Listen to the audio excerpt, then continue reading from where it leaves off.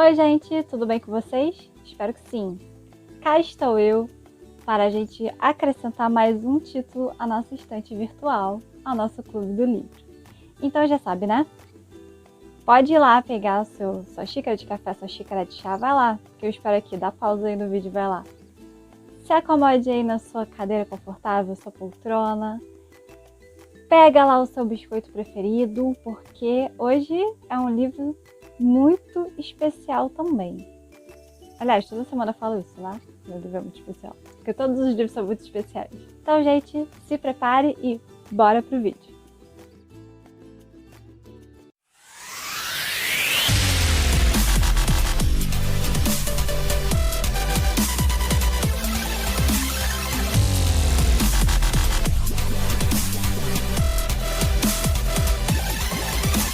Então, gente, o livro de hoje é um livro clássico, muito conhecido, muito popular, principalmente nas faculdades de Direito, quem fez Direito, que consideram leitura obrigatória, mas também não se restringe a esse campo, né? Porque também não seria um livro técnico, é um romance, só que tem algumas coisas realmente interessantes ali para quem, né, fez Direito na área criminal e tal, umas coisas interessantes. Já vou adiantar que eu vou falar os nomes dos personagens tudo errado, porque, sinceramente, não tem como, porque esse livro, né, o autor é o russo, é o Dostoiévski, que é o Crime e Castigo, o livro de hoje. Só que os nomes dos personagens já seriam diferentes, né, pra gente, né, pra nossa linguagem normal, do dia a dia, em português, se fossem nomes comuns, né? Só que o autor ainda usa os nomes dos personagens para fazer tipo algumas brincadeiras, alguns trocadilhos para falar sobre a própria personalidade. Então ele pega, na verdade, né, adjetivos, verbos lá russos, né, e transforma no nome do personagem. Então, assim, eu não falo russo, mas eu imagino que para ele já tenha sido, os nomes já possam ser um negócio meio esquisito. Então, pra gente vai ser ao quadrado, tá? Então, foi mal aí, eu vou falar errado mesmo, foi mal. E tem alguns personagens que tem mais de um nome. Então, fez uma mistureba ali, né, na minha cabeça.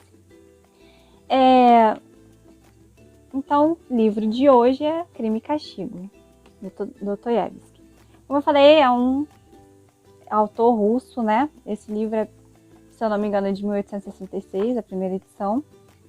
Esse exemplar que eu tenho aqui, ele é bem antigo, ele é bonito, né? Bem bonitinho e tal. Só que eu acho difícil vocês encontrarem pra comprar, né? Pelo menos novo, talvez num sebo, ou alguma revendedora, ou alguém, né? Comprar de segunda mão. Até porque esse livro aqui chegou a mim de segunda mão, não foi o que comprei. Mas eu imagino que tenha sido uma publicação dos anos 90. Ó, a editora é Nova Cultural.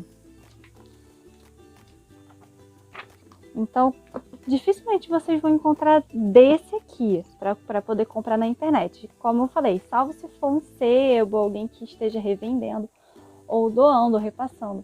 Esse aqui era da biblioteca pessoal do meu padrinho, né? Ele, pouco antes dele falecer, ele tinha um escritório e tal, só que ele já era bem velhinho e tinha que subir escada, ele não aguentava mais subir e tal, e ficava muito fechado, os livros estavam lá acumulados, né? Ele não tinha mais não tinha mais energia, né, para poder subir, também tinha dificuldade de andar e tal.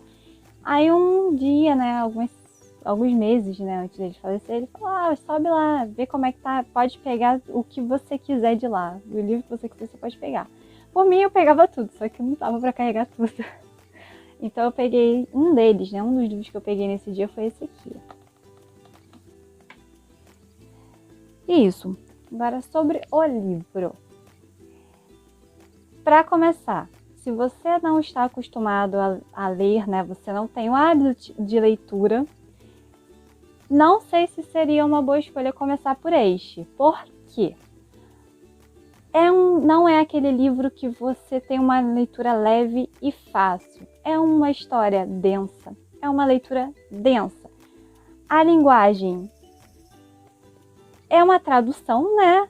Ali, né? As versões que a gente tem aqui no Brasil são traduções, porque a linguagem original não foi português, foi provavelmente russo. E foi escrita há muito tempo atrás. Então, assim, né? Uma tradução de um russo arcaico. Então, isso já torna a linguagem mais pesada. A estilística do autor também é um pouco mais pesada. Ela não flui com tanta facilidade quanto um autor que você já está mais acostumado, com uma linguagem mais atual. Então, por esses motivos e por ser uma leitura densa, o que eu falo quando é leitura densa? É uma combinação, né, da linguagem e da estilística e também do conteúdo. Esse tem um conteúdo pesado, esse livro tem um conteúdo denso, porque os personagens, eles não são superficiais.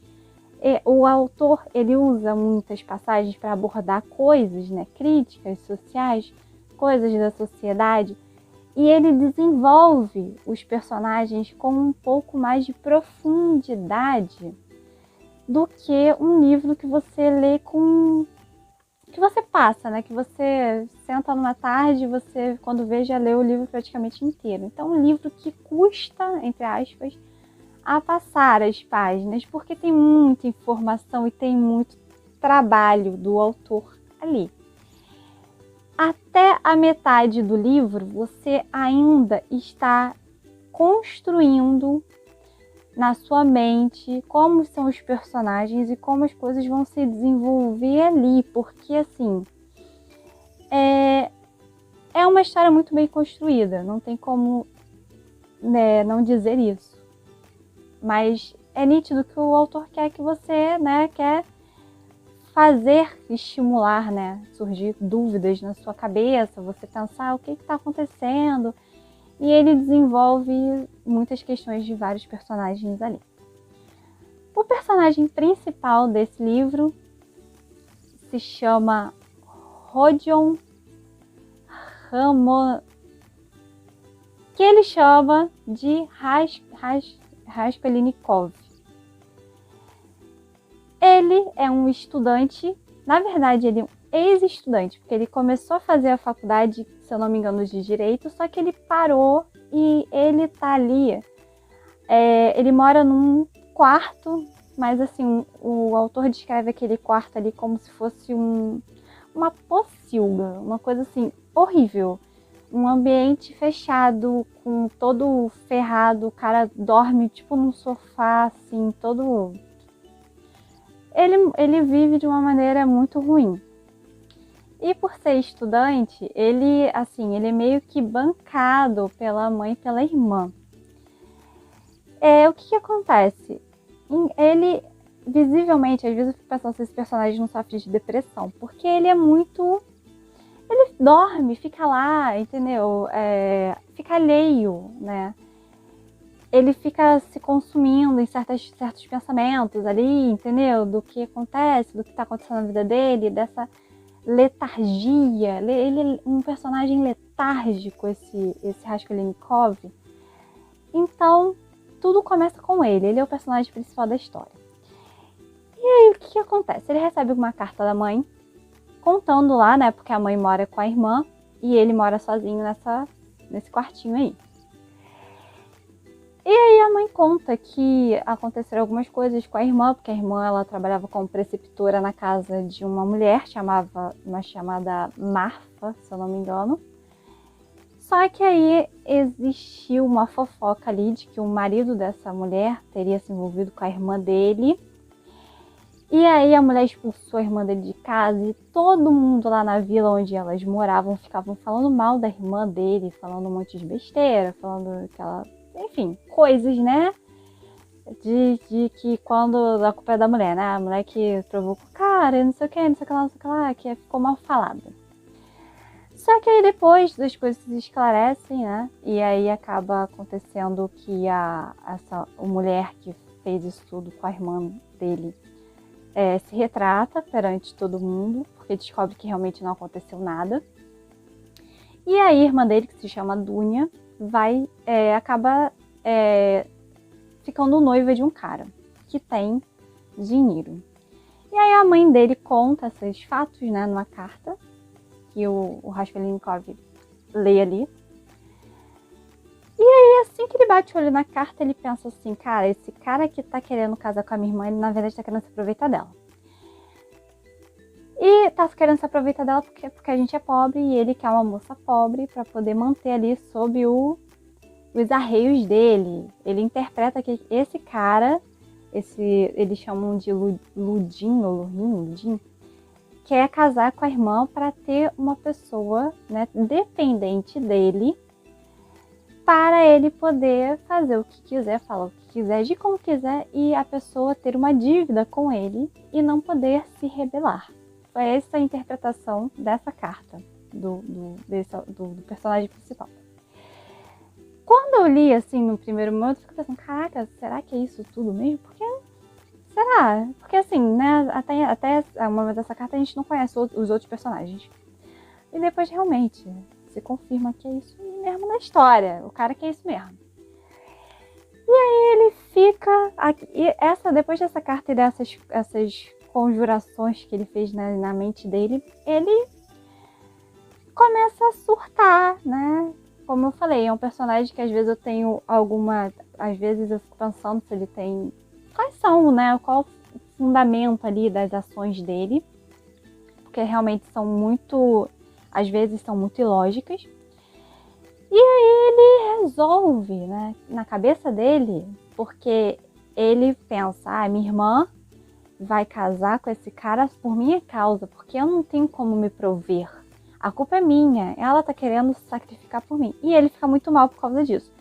Isso não é longe da verdade, porque realmente, no fundo, né, subentende-se que é isso mesmo, que a irmã dele quer casar com esse cara para poder dar uma ajuda ali, porque ele estava estudando, teve que largar os estudos, acho que por causa de falta de dinheiro, alguma coisa do gênero, e ele não tem muita força de vontade de correr atrás ali das coisas, né, ele é muito letárgico.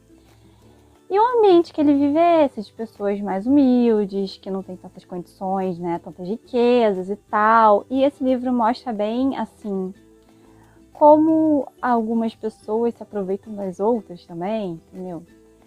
Enfim, aí ele começa a vagar pela cidade e aí ele tem a ideia. Porque ele não tinha dinheiro, então ele começou a empenhar coisas dele, né? Coisas de valor com uma velha, né, que era usurária, né, que era ela fazia penhor, era como se fosse uma agiota, uma agente de penhor, né, que não era do Estado, digamos assim. Então ele empenhou algumas coisas, ela deu dinheiro, só que ela dava dinheiro bem abaixo. Então, por exemplo, se ele empenhasse um relógio que era 20 libras, olha só, tô em Londres, é Rússia, 20 rublos, ela dava 2. Algo do gênero assim. E ficava lá com o negócio empenhado até a pessoa, e a pessoa quase nunca ia lá pegar, porque não tinha dinheiro pra resgatar aquilo, né? Conclusão. Ele colocou na cabeça dele que a solução dos problemas dele era matar a velha pra roubá-la. Latrocínio, gente, latrocínio. Ele pensa, vou cometer um latrocínio, vou lá matar, vou roubar e vamos embora. E aí ele fica, dá pra perceber no livro que ele já tá pensando nisso há muito tempo. Só que não teve aquele ímpeto, aquela coragem de fazê-lo. Sabe, aquele negócio do... Alguém tá esperando fazer alguma besteira, aí tem alguém que fala, vamos, e aí vai, acontece. Então, tava faltando isso aí. Ele não tinha falado vamos ainda. Nisso dele vagar ali pela cidade, ele começa a ouvir uma coisinha ali, outra coisinha ali, e começa a colher informações da tal da velha, que tem uma irmã, que é a Lisaveta, que a velha é uma tirana, na verdade. Ela bate nos outros, ela é muito agressiva, ela faz algumas coisas bem ruins também. E nisso ele vai se convencendo que, na verdade, ele faria um bem de matá-la. E aí ele acaba escutando uma conversa, num bar, numa taberna, e acaba descobrindo um dia e um horário que a velha vai estar sozinha em casa. Totalmente sozinha. E aí ele vai lá, consegue pegar uma machada vai até o apartamento da velha da forma mais dissimulada possível, fingindo que vai fazer um penhor, né? Ele pega lá um negócio de madeira para fingir que é alguma coisa de prata, embala muito bem para ela ter muita dificuldade de abrir, para dar tempo dele, né? E aí assim ele faz e mata a velha lá. Só que depois que ele mata, ele fala que foi lá para matar porque ele estava fazendo bem e também para roubar. Só que no final fica uma coisa assim meio esquisita, porque ele vai lá, pega as coisas de penhor, não olha as gavetas para saber se tem dinheiro, passa as coisas mais valiosas da casa, passa desapercebido. E ele pega só ali uma caixa que ela tinha, acho que debaixo da cama, que tinha os objetos que estavam empenhados. Só que nesse meio tempo, a irmã dela chega e se depara com o corpo dela lá na sala, cheio de sangue, morto lá, né? E aí, o Raskolnikov ouve a chegada da irmã e ele, no pânico de ter sido flagrado, mata a irmã também. E aí, daí por diante, é só ladeira abaixo. Porque ele, né, a porta tava, ele fecha, né, a porta, porque a porta estava aberta para todo mundo ver, né, ali, né. Eu não sei, às vezes eu fico pensando se ele é péssimo assassino ou se ele é um ótimo assassino, porque ele faz um monte de besteira, mas mesmo assim ninguém pega. É impressionante. Aí ele se toca que a porta tá aberta, vai lá, fecha a porta, passa o trinco, só que ele não gira a chave. Aí duas pessoas que foram lá procurar a velha usurária começam a bater na porta e tocar a campainha. E ele lá dentro com dois corpos e com o bolso cheio das coisas lá empenhadas da mulher. E aí, né, ele fica em pânico. Aí, no final das contas, os dois estão lá de fora, né, estranham aquela situação, porque ela nunca sai de casa. E aí eles conseguem, né, ele consegue no final, por assim, pura sorte mesmo e pura incompetência dos outros, se sair dali daquele lugar. E aí fica essa investigação. Depois de que comete esse crime, ele fica surtado durante muito tempo. Todo mundo acha que ele está doente. Só que ele começa a despertar suspeitas. Por isso que eu falei, eu não sei se ele é um péssimo assassino ou se ele é um ótimo assassino. Porque ao mesmo tempo que ele fez tudo errado, ele só, assim, ninguém pegou ele, ninguém pega, né? Ninguém chegou tão perto dele. Só depois de um tempo, né? Depois dele dar muito mole, que ele começa a surtar, ele chega para uma pessoa e fala, eu matei. Ele chega para outra pessoa, ele volta no apartamento e toca a campainha, no apartamento da mulher que ele matou. Ele volta lá. Ele começa a surtar realmente, entendeu? Então, depois disso tudo que ele faz, né? Aí ele começa a realmente, né, um bom assassino.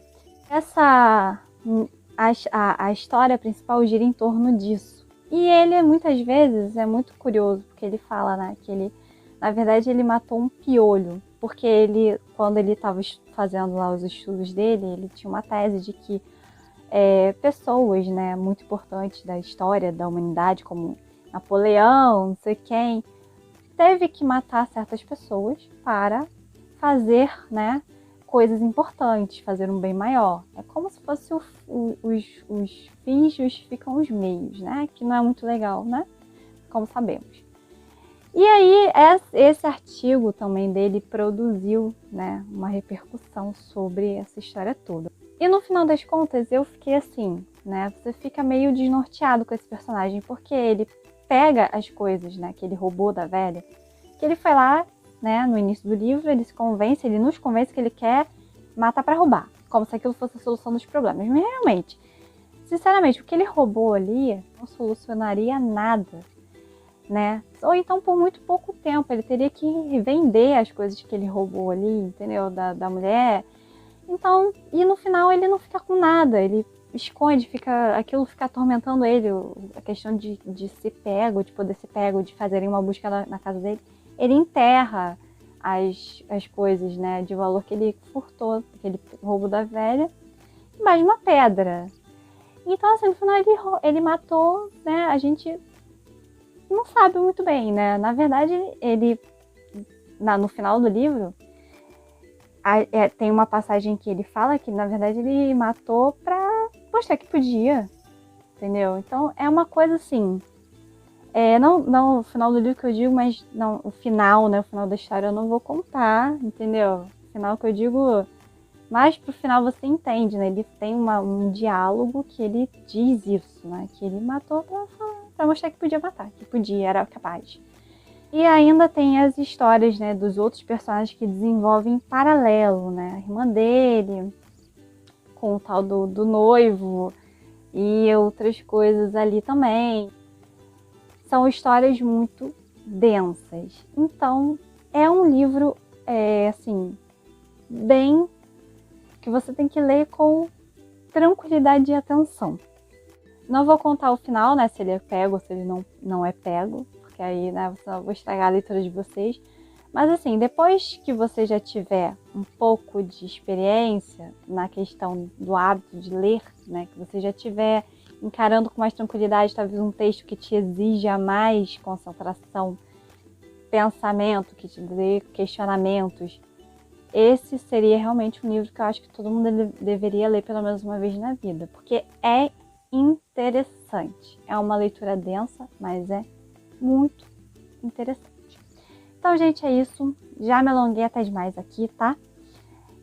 Curtam aí, deixe seu comentário, compartilhe. Vai lá no Instagram, deixa aqui. Vai lá no TikTok, deixa aqui.